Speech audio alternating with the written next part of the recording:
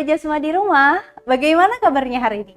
Semoga selalu sehat dan semangat ya, dan terus menjalankan aktivitasnya dengan penuh keceriaan. Karena dengan ceria, kita bisa menjalani hari-hari dengan mudah pastinya. Dan jangan lupa ceria karena hari ini juga kita akan seru-seruan nih. Kira-kira kita seru-seruan tentang materi apa ya? Kita akan seru-seruan tentang materi ini dia. Mediasi. Nah, si mediasi ini merupakan salah satu cara yang unik nih untuk menyelesaikan sebuah konflik. Maksudnya apa ya dari mediasi ini? Ayo kita cek bersama-sama. Nah, sobat belajar semua di rumah, siapa sih yang di sini nggak pernah berkonflik? Ayo, siapa di antara kalian yang nggak pernah marahan sama teman kalian? Atau siapa kira-kira di antara kalian yang nggak pernah kesel-keselan nih sama teman kalian? Nggak ada ya pastinya semua dari kita hampir pernah merasakan yang namanya kesel, marah, atau bahkan malah pernah berantem nih sama temennya. Nah, sobat belajar semua yang ada di rumah, yang namanya permasalahan ini bisa terjadi nih antara dua individu. Ini misalkan ada kakak nih sama adiknya nih lagi berantem, rebutan mainan misalkan. Atau bisa juga antara kelompok sama kelompok. Dan bisa juga nih antara individu sama kelompok nih. Nah, dan ternyata saat adanya masalah seperti ini, terkadang kita nggak mampu kan untuk menyelesaikan masalahnya berdua aja, tetapi kita butuh adanya orang ketiga. Wah, kita melibatkan yang namanya orang ketiga nih. Ternyata di sini dia. Nah, sobat belajar, apabila saat kita menghadapi masalah yang tidak bisa diselesaikan secara antara individu satu dengan individu yang kedua, ini artinya kita telah menghadapi yang namanya atau membutuhkan yang namanya orang ketiga untuk membantu menyelesaikan masalah kita. Nah, adanya orang ketiga ini disebut sebagai istilahnya mediator. Nah, kalau di sini misalkan orang A dan orang B yang lagi berantem ini, atau mungkin mereka berantem karena perusahaan kah, atau mungkin karena warisan kah, bisa jadi ini sedang membutuhkan bantuan dari orang ketiga yang kita sebut tadi dengan istilah apa? Mediator. Betul sekali. Nah, si mediator ini berperan untuk mendamaikan kedua pihak, mencari jalan tengah yang sesuai untuk keduanya. Jadi terkadang untuk menyelesaikan masalah kita nggak bisa berdua aja nih, tapi butuh orang ketiga. Namun pastinya kalau masih bisa diselesaikan bersama-sama, berdua aja, cukup berdua aja ya, antara kamu dan teman kamu misalkan, atau antara kamu dan adik kamu misalkan. Nah, misalkan ketika kamu dan adik kamu lagi berantem nih, rebutan mainan, terus kemudian datanglah ibu kamu nih untuk mendamaikan. Nah, artinya ibu kamu telah melakukan yang namanya proses mediasi. Nah, proses mediasi ini, maka ibu kamu disebut dengan mediatornya. Seperti itu sobat belajar. Unik ya, kita butuh orang ketiga untuk menyelesaikan masalah kita berdua. Wow, terus ada keunikan apa lagi nih yang akan kita bahas? Jangan kemana-mana, tetap stay tune. Dan karena sekarang belajar mudah, ayo belajar. Jangan lupa belajar, karena sekarang belajar itu mudah. Ayo belajar. Oke, sobat belajar semua yang ada di rumah, tadi kita udah belajar mengenai penyelesaian masalah ya. Salah satunya adalah dengan cara yang unik, yaitu adanya mediasi. Nah, sekarang ada kaitannya loh dengan materi hari ini, yaitu adalah pemecahan masalah konflik menggunakan manajemen konflik. Wow, kita akan membahas mengenai konflik. Kira-kira konflik itu apa ya? Di antara sobat belajar semua, apakah ada yang tahu? Kalau ada yang tahu, yuk kita bahas bersama-sama. Ini dia konflik. Pertama kita akan belajar mengenai definisi si konflik ini. Sebenarnya konflik itu apa sih? Dan menurut si KBBI di sini, di sini ada KBBI yang menjelaskan atau mendefinisikan istilah konflik ini sebagai sebuah percekcokan atau juga sebuah perselisihan atau juga pertentangan. Nah, hal ini juga ada definisi menurut sosiologis itu sendiri. Kalau menurut sosiologis, definisi konflik itu sendiri adalah merupakan suatu proses sosial antara dua orang atau lebih. Yang mana atau juga berupa kelompok. Jadi bisa antara dua orang, individu dengan individu, ataupun antara kelompok satu dengan kelompok yang lain.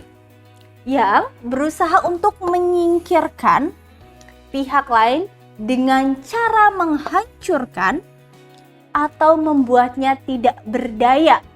Nah, ini pengertian antara konflik menurut sisi dari sosiologis.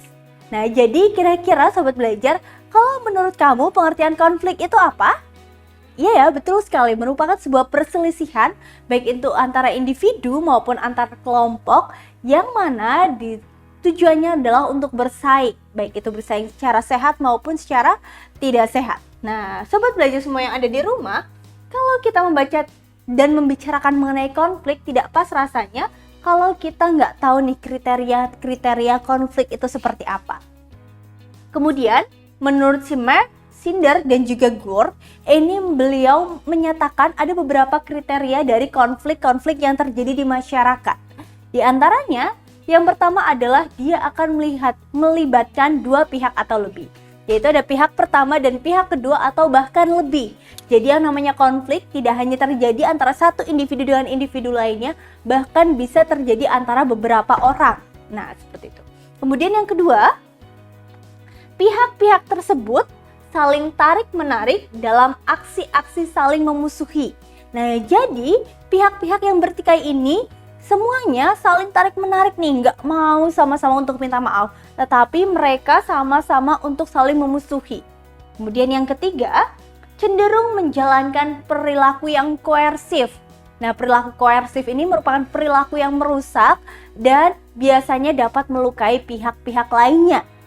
Kemudian yang keempat, dapat dideskripsikan dengan mudah oleh para pengamat sosial yang tidak terlibat dalam pertentangan. Nah, jadi si konflik sosial ini bisa dideskripsikan dengan mudah oleh para pengamat sosial nih yang terlibat dalam pertentangan. Jadi, adanya masalah ini bisa diamati juga sobat belajar. Oleh karena itu, kalau ini sudah mencakup oleh halayak banyak, ini termasuk dalam konflik sosial. Namun, kalau masalahnya hanya antara kamu dengan adik kamu, ini tidak termasuk dalam konflik sosial, tetapi masuknya dalam konflik internal saja, seperti itu. Oke, kita lanjut ya, bahas selanjutnya, yaitu adalah ada beberapa macam hal yang menyebabkan kenapa sih bisa terjadi konflik. Mari kita cek bersama-sama. Yang pertama adalah adanya perbedaan antar individu.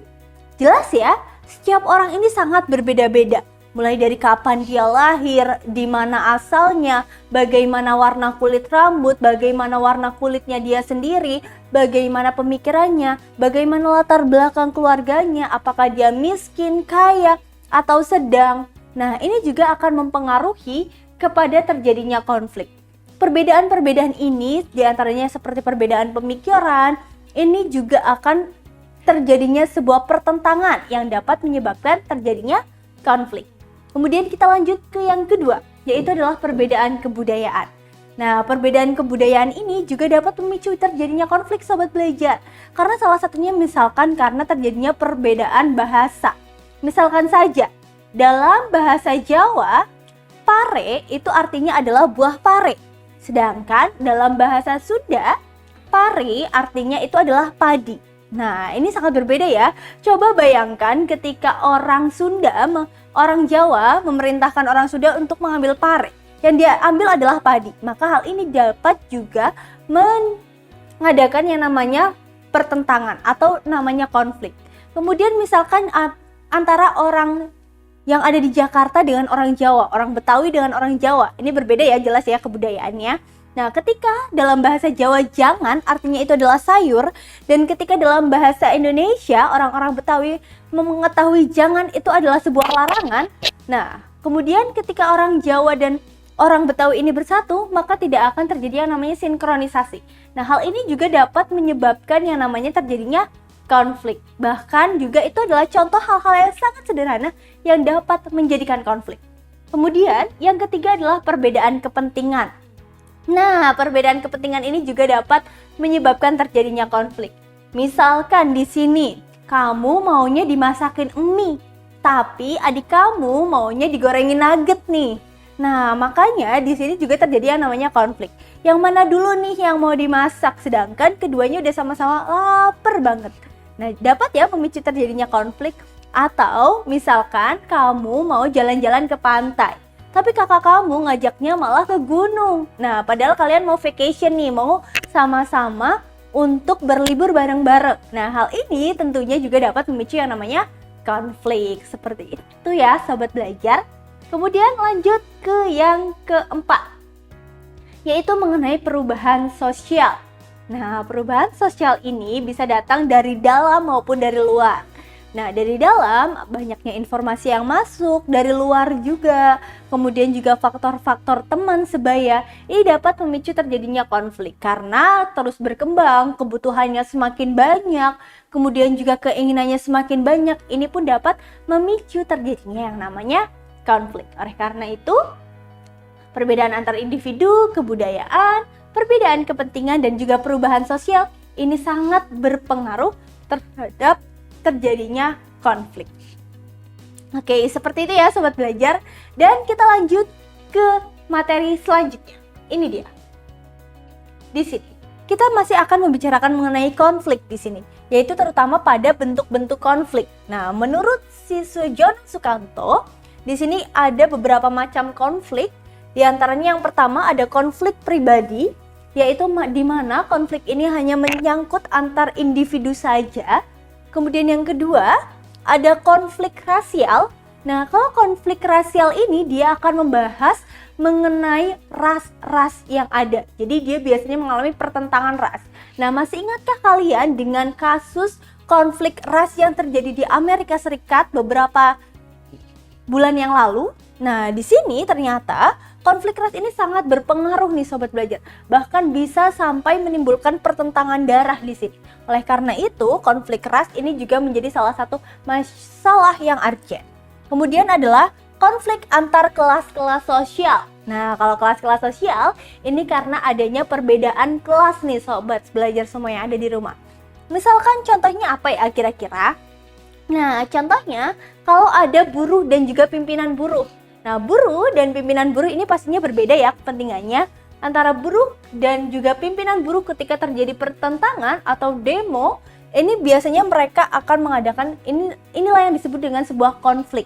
Jadi konflik antar kelas-kelas sosial, yaitu kelas buruh dengan kelas pimpinan. Ini pasti berbeda. Kemudian selanjutnya ada bentuk konflik juga, yaitu adalah konflik politik dan juga konflik yang bersifat internasional. Nah, kalau konflik politik ini biasanya adalah melibatkan kepolitikan nih di dunia politik. Misalkan saat pemilihan kepala presiden.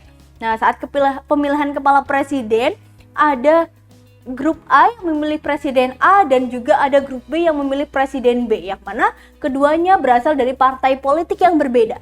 Nah, oleh karena itu ini dapat menyebabkan yang namanya konflik politik. Dan bahkan konflik politik ini dapat untuk menyebabkan kerusakan dan juga kesenjangan di nasional loh, di Indonesia itu sendiri. Wow, separah itu ya. Dan selanjutnya adalah konflik yang bersifat internasional. Jadi konflik ini melibatkan lebih dari satu negara. Jadi konflik ini bisa melibatkan dua negara atau bahkan lebih dari situ.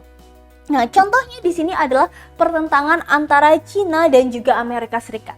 Atau saat pertentangan antara negara Indonesia dengan Malaysia saat perebutan Pulau Ligitan dan juga Sipadan. Itu juga merupakan konflik yang bersifat internasional. Artinya di sini melibatkan lebih dari satu negara, bisa dua ataupun lebih. Begitu ya sobat belajar.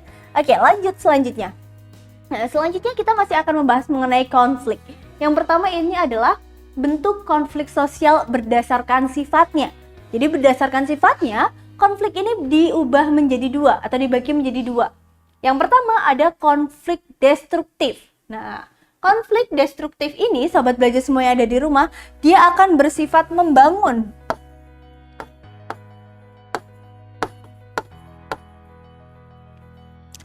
Misalkan apa sih kalau konflik destruktif ini?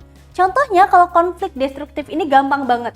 Ketika kamu mengikuti organisasi, misalkan kalau di sekolah adalah organisasi OSIS. Nah, ketika kamu mengadakan rapat di organisasi OSIS ini, biasanya pasti terjadilah perbedaan pendapat. Iya bukan? Nah, saat perbedaan pendapat itu tujuannya sama, untuk membangun hal yang lebih baik. Nah, ini adalah salah satu contoh hal atau konflik yang konstruktif, yaitu perbedaan pendapat saat terjadi rapat di sebuah organisasi. Kemudian yang kedua, Yang kedua adalah konflik yang destruktif. Dari katanya yaitu destruktif, artinya adalah merusak.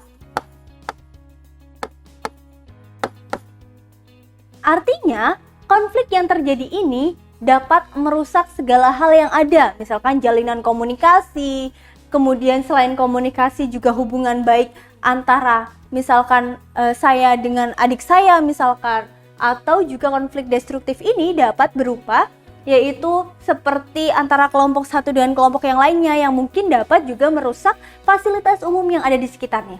Contohnya yang paling gampang apa? Contohnya adalah tawuran. Ketika tawuran, otomatis sangat banyak ya yang menjadi dampak merusaknya, seperti fasilitas umum rusak, kemudian juga dapat melukai dan menimbulkan korban jiwa, dan bahkan menimbulkan kerugian-kerugian material yang lain. Nah, otomatis tawuran ini termasuk ke dalam konflik destruktif. Nah, jadi berbeda ya Sobat Belajar antara konflik konstruktif dan juga konflik destruktif. Jelas ya perbedaannya? Oke, mari kita lanjut ke yang selanjutnya. Ini dia. Kemudian yang berikutnya adalah bentuk konflik sosial berdasarkan sifat pelaku yang berkaitan dengan konflik. Nah, jadi sifat-sifat antara pelaku yang langsung berkaitan dengan adanya konflik ini juga berpengaruh nih ke yang namanya konflik sosial, terutama kepada bentuknya. Yang pertama, ini adalah konflik yang bersifat terbuka. Artinya, orang lain ini dapat untuk mengetahui bagaimana sih konflik ini bisa terjadi. Contohnya apa? Contohnya adalah konflik antara Israel dan juga Palestina mengenai perebutan wilayahnya. Yang mana ini terjadi dan seluruh publik di dunia tahu. Kemudian yang kedua adalah konflik yang tertutup. Yang dimana konflik tertutup ini adalah cukup orang-orang internal saja yang mengetahuinya. Misalkan ketika orang tua di rumah berantem, atau antara kamu dengan adik kamu berantem, atau bisa jadi antara kamu dengan teman kamu berantem. Ini yang hanya tahu kan hanya orang-orang tertentu ya, nggak seluruh desa atau seluruh kota itu harus tahu masalah tersebut. Nah, itu adalah contoh dari konflik tertutup. Jadi berbeda ya Sobat Belajar antara konflik terbuka dan juga konflik tertutup. Nah, kemudian Sobat Belajar, selain mengenai bentuk-bentuk konflik, ternyata juga ada masalah manajemennya untuk menyelesaikannya. Nah, untuk mengendalikan atau menyelesaikan masalah konflik tersebut, ternyata ada berbagai macam cara, diantaranya di sini saya sajikan 10. Yang pertama ada konsiliasi, yang kedua ada mediasi, yang ketiga ada arbitrasi, yang keempat ada kompromi, yang kelima ada rekonsiliasi, kemudian yang keenam ada adjudikasi, yang ketujuh ada settlement, kemudian yang kedelapan ada coercion, yang ke-9 ada toleransi, dan yang ke-10 ada negosiasi. Nah, berikut adalah rincian atau penjelasan dari masing-masingnya. Udah gak sabar kan? Nah, berikut adalah penjelasannya. Yang pertama, kita akan membahas mengenai konsiliasi. Di mana konsiliasi ini merupakan bentuk pengendalian konflik yang dilakukan melalui lembaga-lembaga tertentu untuk memungkinkan diskusi dan juga pengambilan keputusan yang adil di antara pihak-pihak yang bertikai. Bisa saja ketika konsiliasi ini terjadi, kita memanggil pihak polisi untuk menjadi orang ketiga. Atau kita bisa kalau tidak ke polisi, kita bisa selesaikan dengan kekeluargaan dengan Bapak, Ibu Ketua RT, Ketua RW, ataupun Kepala Lingkungan setempat. Nah, ini merupakan salah satu bentuk dari konsiliasi, yang mana artinya dia melakukan penyelesaian sebuah konflik ini melalui lembaga-lembaga. Kemudian yang kedua, ini adalah mengenai mediasi. Seperti yang dijelaskan di awal, mengenai mediasi ini kita akan melibatkan orang ketiga. Nah, yang mana pihak ketiga ini memberikan pendapatnya mengenai cara yang terbaik untuk menyelesaikan konflik masalah antara A dan B ini. Kemudian yang ketiga, ini dia mengenai arbitrasi. Nah, kalau mengenai si arbitrasi ini, dia apabila kedua belah pihak yang berkonflik ini saling sepakat untuk menerima ataupun mereka juga terpaksa untuk menerima akan kehadiran pihak ketiga untuk menyelesaikan konflik. Nah, jadi kalau bedanya dengan mediasi tadi adalah mediasi tadi masih kita diskusikan nih antara pihak ketiga dengan A dan B, masalah yang sesuai yang seharusnya kalian pilih itu yang mana. Nah, beda dengan arbitrasi yang mana keputusan pihak ketiga lah yang harus diterima oleh kedua belah pihak. Mau ada yang pihak ke satu setuju, pihak yang kedua setuju, tidak setuju maksud saya, itu tidak apa-apa. Yang penting keputusan pihak ketiga ini adalah yang mutlak dan harus dijalankan. Oke, lanjut. Yang keempat, ini adalah kompromi. Nah, ketika berkompromi atau melakukan perundingan, kita di antara pihak-pihak yang bertikai, sehingga tidak ada pihak yang sepenuhnya merasa menang dan tidak ada pihak yang merasa kalah. Contohnya apa? Contohnya adalah perundingan antara Indonesia dan Ligitan yang kemudian menghasilkan keputusan-keputusan. Nah, ini adalah contoh dari kompromi. Selanjutnya, ini adalah rekonsiliasi. Nah, kalau rekonsiliasi ini adalah sebuah usaha untuk memperhatikan keinginan pihak-pihak yang berselisih guna mencapai suatu persetujuan. Nah, masih ingatkah kalian waktu kegiatan Asian Games tempo beberapa tahun yang lalu? Nah, ketika kegiatan Asian Games yang terjadi di Indonesia, ada salah satu atlet yang akhirnya memeluk antara Pak Jokowi dan juga dengan Pak Prabowo. Nah, waktu itu padahal sedang berselisih tegang ya, yang artinya ini adalah salah satu cara untuk mempererat Indonesia. Nah, disinilah salah satu usaha atau rekonsiliasi untuk memperbaiki perselisihan ataupun konflik. Oke, selanjutnya adalah ada adjudication atau adjudikasi. Ini adalah sebuah cara untuk menyelesaikan konflik dengan bantuan dari pengadilan. Jadi pengadilan yang berhak memutuskan adanya keputusan dari konflik tersebut. Kemudian selanjutnya adalah toleransi. Nah, toleransi ini adalah sebuah penyelesaian konflik yang sangat mudah untuk kita lakukan oleh semuanya, yaitu dengan memberikan rasa saling menghargai, mempercayai, dan juga memaafkan semuanya. Sehingga di sini tidak ada sebuah persetujuan yang formal, yaitu adalah adanya toleransi antara pihak yang satu dengan pihak yang lain. Kemudian selanjutnya adalah stalemate. Nah, di stalemate ini adalah suatu bentuk akomodasi yang mana pihak-pihak yang bertikai ini mempunyai kekuatan yang seimbang nih.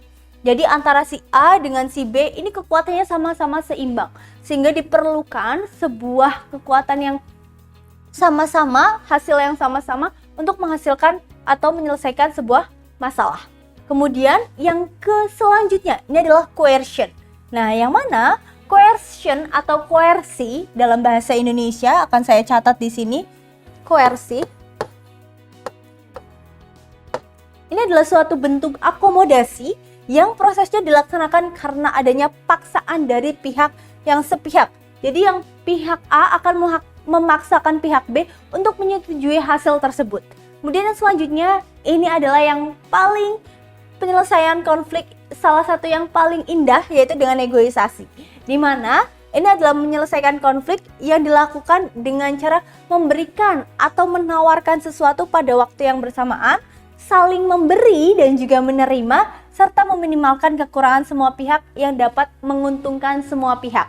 Jadi antara pihak A dan pihak B ini sama-sama diuntungkan di sini, sama-sama menawarkan solusi juga di sini. Nah, ini adalah dari negosiasi. Kemudian selanjutnya ada juga beberapa dampak nih dari adanya sebuah konflik, yaitu yang pertama memperjelas aspek-aspek kehidupan yang belum jelas atau belum tuntas, sehingga setelah adanya konflik kita akan tahu nih sebenarnya keputusan yang tepat itu apa. Kemudian yang kedua, konflik ini juga memungkinkan adanya penyesuaian kembali antara norma-norma, nilai-nilai, serta hubungan sosial dalam kelompok yang bersangkutan. Jadi, adanya sebuah konflik ini dapat lebih untuk menyesuaikan diri nih. Harusnya saya bersikap seperti apa ya kepada B? Harusnya yang diberikan kepada B itu pelayanan-pelayanan seperti apa ya? Dan kemudian yang ketiga, kalau adanya konflik juga dapat meningkatkan solidaritas. Tidak jarang ya setelah adanya masalah kemudian diambil persetujuan yang adanya kesepakatan antara kedua pihak, ini akhirnya menimbulkan rasa silaturahmi yang lebih tinggi antara keduanya. Oke, kemudian yang selanjutnya adalah dampak negatif dari konflik itu sendiri. Yang pertama adalah keretakan hubungan antar individu maupun kelompok.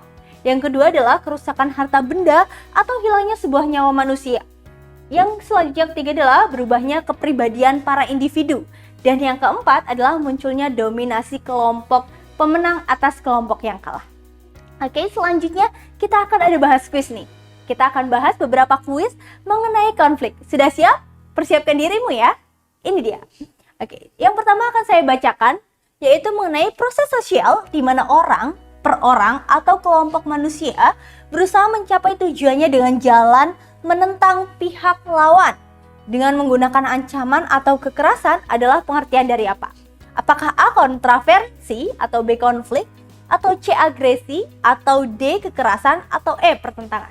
Silahkan dijawab, akan aku beri waktu 5 detik saja untuk kalian menjawab dan melok jawabannya. Apakah sudah siap? Nah, kalau sudah, mari kita hitung dari 5, 4, 3, 2, dan 1. Oke, sudah siap ya sobat belajar? Ini dia jawabannya adalah konflik. Jadi konflik ini adalah adanya proses sosial di mana terjadinya pertentangan nih antara pihak A dan pihak B untuk menggunakan baik itu ancaman maupun kekerasan dan lain-lain. Oke, kita lanjut ke soal yang selanjutnya yaitu nomor 2. Ada ketidakpastian mengenai diri seseorang, perasaan tidak suka yang disembunyikan, dan kebencian atau keraguan. Ini merupakan gejala dari apa ya? Apakah gejala dari A. Kontravensi, atau B. Konflik, atau C. Agresi, atau D. Kekerasan, atau malah yang E nih, pertentangan? Nah, kira-kira jawabannya yang mana? Apakah A, B, C, D, atau malah yang E? Silahkan dijawab, aku beri waktu 5 detik untuk menjawab. 5, 4, 3, 2, dan 1. Oke, sudah siap? Dan jawabannya adalah kontravensi. Jadi kontravensi ini sebuah ketidakpastian nih untuk mengenai diri seseorang, baik itu perasaan gak suka yang disembunyikan atau benci atau ragu-ragu terhadap sesuatu. Ini adalah namanya kontravensi yang berasal ini dari seseorang aja. Tapi ketika sudah 2 orang, ini baru yang namanya adalah sebuah konflik. Oke, selanjutnya soal yang ketiga. Berikut ini adalah bentuk-bentuk kontravensi, kecuali yang mana? Apakah A, B, C, atau yang D, atau bahkan yang E? Silahkan dijawab, aku beri waktu 5 detik. 5, 4, 3, 2, dan 1. Oke, yang betul adalah kontravensi yang terbuka. Jadi, ada beberapa bentuk dari kontravensi yang berasal dari dalam diri, yang mana bersifat umum, sederhana, intensif, dan taktis. Tetapi kontravensi ini tidak bersifat terbuka karena hanya mencakup pada seseorang atau sebuah diri. Sehingga kontravensi ini berbeda dengan yang namanya konflik. Oke, seperti itu ya sobat belajar. Dan itu tadi pembahasan kita mengenai konflik. Sebisa mungkin kita untuk meningkatkan yang namanya toleransi ya, sehingga tidak mudah untuk terjadinya perpecahan dan juga konflik. Oke, selalu semangat untuk belajar karena sekarang belajar mudah. Ayo belajar. Jangan lupa belajar, karena sekarang belajar itu mudah. Ayo belajar.